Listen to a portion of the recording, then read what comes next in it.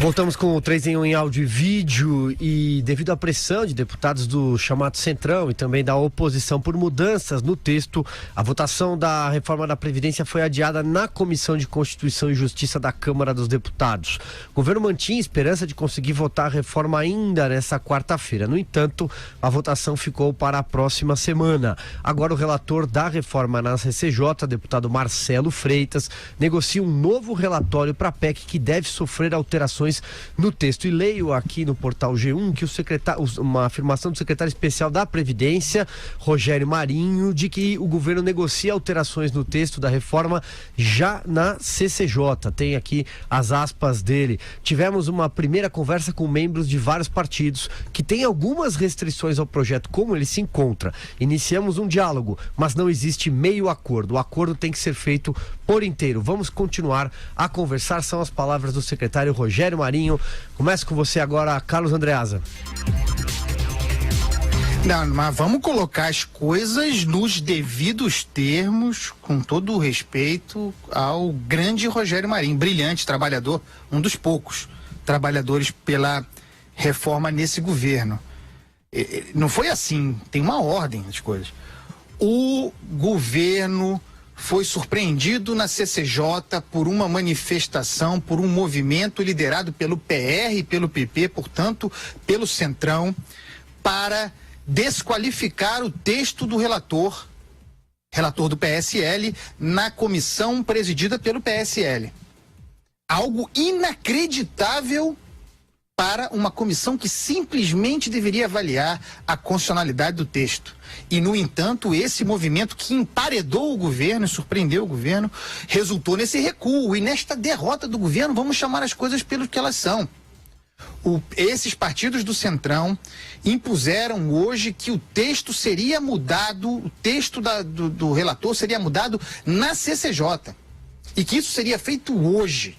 E aí houve uma costura de última hora para que a coisa fosse adiada, para que se tentasse mediar isso daqui até a próxima semana, para que a adulteração no texto original, que provavelmente acontecerá na CCJ, não fosse tão grande como se pretendia outro. Bom, por esse lado se pode considerar uma vitória. Ia sangrar mais do que se sangrar na semana que vem. Mas o projeto era esse.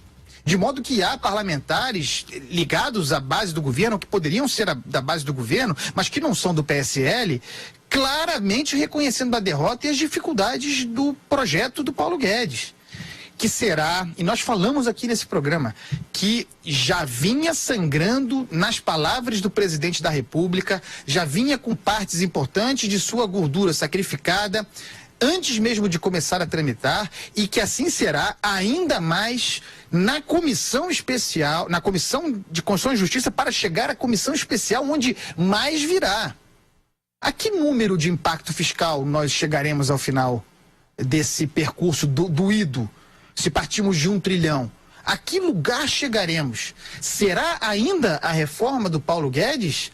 Ou vamos terminar nesse processo votando a reforma do Michel Temer? A opinião da Vera Magalhães. Pode ser pior do que votar a reforma do Michel Temer, Andreasa. Pode ser votar a reforma fruto desse conluio de uma parte do Centrão e de, pasme, o líder do governo, Major Olímpio, que de alguma maneira participou dessa derrota do governo. Ele concordou com os adiamentos todos. Ele, como alguém que é major, está tendo uma atitude corporativista nesse caso, está participando das conversas com a oposição e também com o Centrão. Então, já existe uma irritação muito grande no Palácio do Planalto e na equipe econômica com a atuação desse líder que não só não lidera, como joga contra. Então você tem uma tropa totalmente inexperiente, não sabe se livrar de obstrução nas comissões, não sabe usar o regimento para forçar as votações e, além de tudo, um líder que joga contra e vai espalhando cascas de banana no caminho da reforma. Então é muito grave a situação do governo. Quando o Rogério Marinho capitula e já admite rever o texto num momento em que era apenas para ser discutida a admissibilidade, portanto, a constitucionalidade ou não da reforma, ele está admitindo que haverá muita dificuldade, maior ainda do que previsto, de aprovação da reforma na comissão especial e no plenário. Não é fácil a situação da reforma e é muito triste que seja assim, porque é um momento em que a sociedade, a gente tem visto nos depoimentos que chegam ao Jovem Pan, evoluiu, entende a necessidade de se fazer a reforma da Previdência, mas o governo não consegue articular politicamente para que os deputados e os senadores traduzam esse sentimento que é majoritário, que está crescendo na sociedade, em votos no Congresso. Agora vai haver um esforço maior de propaganda da reforma. Existe uma percepção de que ela não está suficientemente divulgada na sociedade. Mas talvez seja tarde demais.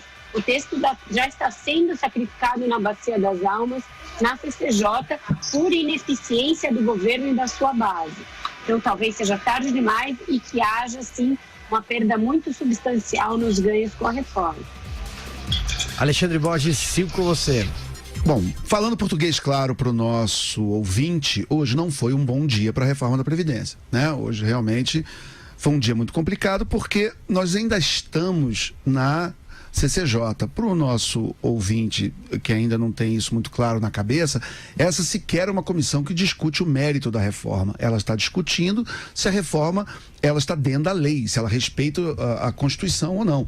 Então seria quase que uma tramitação pro forma, né? O normal da tramitação de projetos de lei na Câmara, na CCJ, não tem essa quantidade de percalços e de guerra que nós estamos vendo na reforma da Previdência. Então a reforma da Previdência que está mostrando tanta dificuldade de passar na CCJ, que deveria em tese ser um passo tranquilo, fácil, né? Não deveria gerar tanto problema, e ainda mais o governo tão disposto a dar o dedo, a mão, o braço a qualquer percalço, né? A gente realmente quer saber que reforma é essa que vai passar, porque nós temos que passar pela CCJ, passar pela comissão especial temática e chegar no plenário, né? Então, se você já começa a entregar tudo, já entrega o ouro, os anéis, os dedos, as mãos na CCJ, o que vai sobrar, né? Para quando a gente estiver não só na comissão temática como no plenário.